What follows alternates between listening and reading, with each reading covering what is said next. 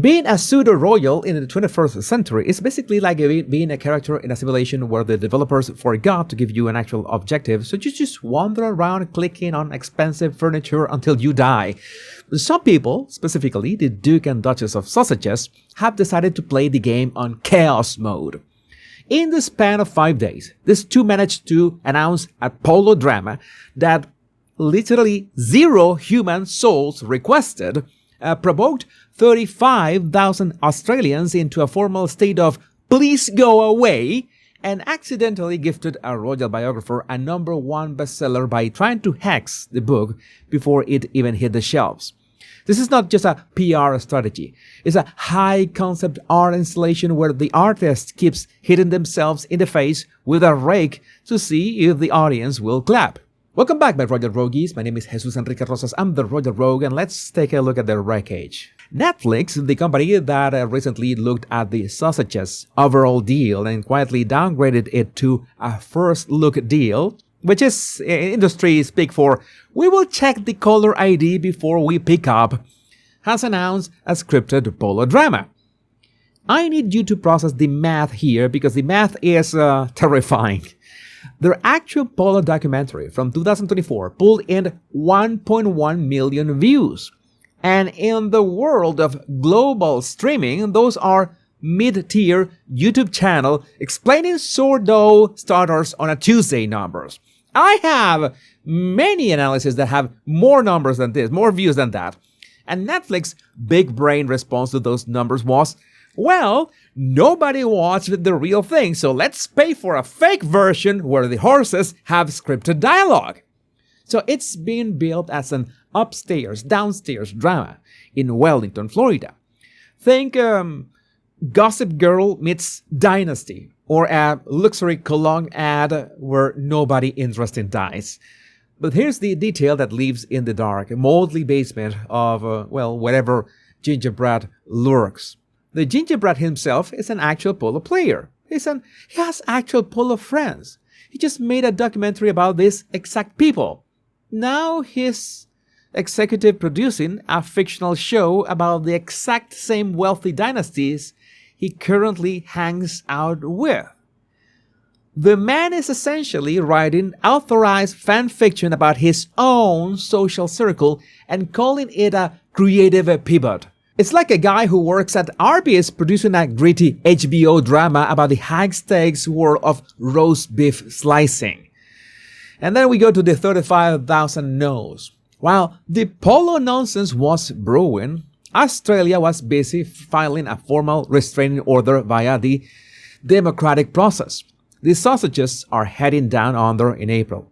The gingerbread is getting a mid-5-figure fee to talk about psychological safety, while the Duchess is headlining a 3-day luxury retreat called Her Best Life, affectionately dubbed Megstock. Tickets cost $3,000. But this is not a royal tour. This is a commercial smash and grab. They are private citizens from California running a pop-up shop in Sydney. Naturally, an advocacy group started a petition to ensure taxpayers don't foot the bill for their security and hotel minibars. It hit 35,000 signatures in a heartbeat. So the Sausages spokesperson responded with a logic so dizzying it could cause vertigo. They told the media, "It's a moot point." One could equally hypothesize that there are 26.5 million Australians who have not signed it, who must therefore agree with the taxpayer picking up the tab. No, that is the logic of a guy standing in a dumpster fire explaining that since the neighboring zip code is not currently screaming, they must enjoy the smell of burning garbage. Yeah, it's breathtaking. We get to the book that they accidentally bought for everyone. So Tom Bauer has a new book, Betrayal, and it's full of the kind of psychological horror you usually only find in a mid-90s thriller. The claims are brutal. Queen Camilla allegedly telling friends that Meghan brainwashed Harry. William and Catherine seeing her as a threat from minute one. I don't know who can blame them.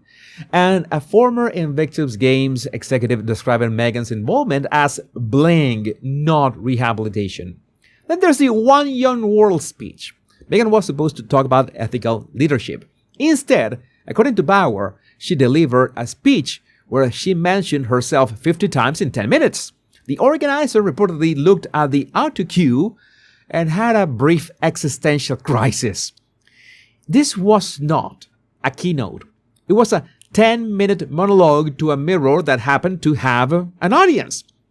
So the sausages issued a formal statement calling the book The Ranch Conspiracy. And because the universe has a wicked sense of irony, that statement acted as a global marketing campaign. The book rocketed to the #1 on Amazon before it was even printed.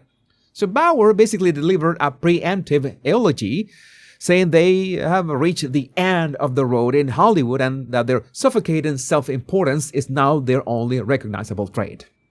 So, a polo show based on a documentary that nobody watched, a commercial retreat that sparked a national protest, and a bestseller they accidentally built with their own hands. The consistency is what gets me. Every single move they make is designed to control the narrative, yet every single move ends with the narrative running away from them like a startled cat.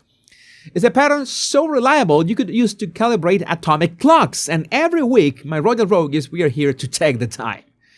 So let me know what you think about this in the comments. My name is Jesus Enrique Rosas. I'm the Royal Rogue. Much love and bliss.